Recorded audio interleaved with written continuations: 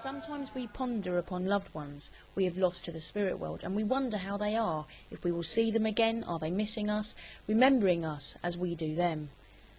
Thousands upon thousands of men, women and children have wondered this same thing throughout the ages, but this was not of relatives already lost to the spirit world.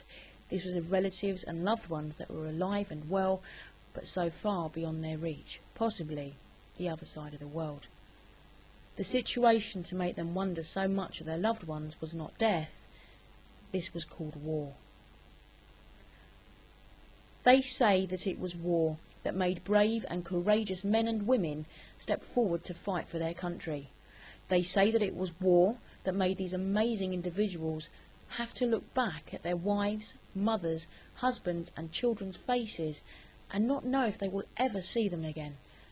Many of them didn't. They say that it was war why these wonderful individuals, knowing the possible torture and horror they faced, still did what they done. They say that it was war that made their families have to put on a brave face and a smile and wave when inside their hearts they were being ripped to shreds.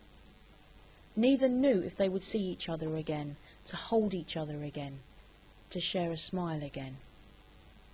They say that this was what war had caused, the death and horror of thousands upon thousands of lives. They say that it was war that tore this world to pieces for so many generations. They say that it was war that families were torn apart by the loss of brave and courageous souls.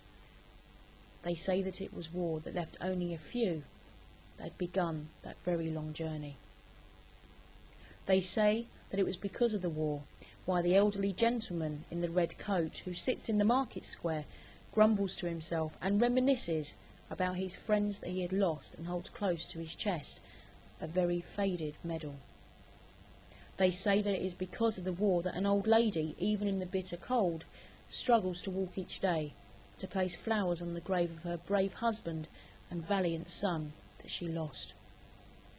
If all these terrible things that have happened was because of a war, what a horrible way to remember the suffering, the courage, the valiance, and the loss of so many. I say it was not because of war why these individuals gave up their lives. It was not because of war that families had no choice but to smile instead of cry as they waved goodbye to the ones they loved. It was not because of war that the elderly gentleman in the red coat reminisces and clutches that faded medal to his chest so dearly and with so much pride. It was not because of war why the old lady visits the grave of her husband and son every single day. It was not because of war that so many brave individuals gave their lives. I say the loss and the suffering was for something so very much more. It was for peace, love and freedom. It was for the want of peace that the brave men and women stepped forward to fight. It was for the love of others that these brave souls faced possible torture, horror and death. It was to give us our right to freedom, why so many said goodbye to the ones they loved with a brave smile then a tear. It is because of peace, love and freedom that the elderly gentleman in the red coat clutches that medal so dearly to his chest and remembers his friends with such pride and the memories it brings back of when he fought so bravely alongside them. It is because of peace, love and freedom that the old lady devoutly visits that grave. Let us not remember all those brave souls under the ugly banner of war. We should remember these brave and dear souls for what they fought for what they gave their lives for. Peace, love and freedom.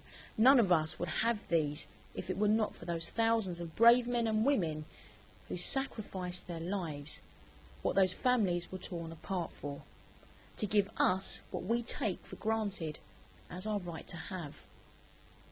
Today, when you place that poppy upon your lapel, or lay that wreath upon the memorial, or watch heads of states pay their respects to those that have fallen, do so with unsurmountable pride and gratitude, and know that the thousands who have died, who gave their lives, did so because they thought you and every single one of us was special enough to sacrifice their own lives for. And when you see that elderly gentleman clutching that medal, maybe sit a while beside him and chat for a time, instead of trying to pretend you didn't see him. And the old lady on the way to place the flowers on that grave, smile and say hello. Acknowledge her, for they have given up so very much for you, as they have for all of us. These people must always be remembered, or their sacrifices meant nothing.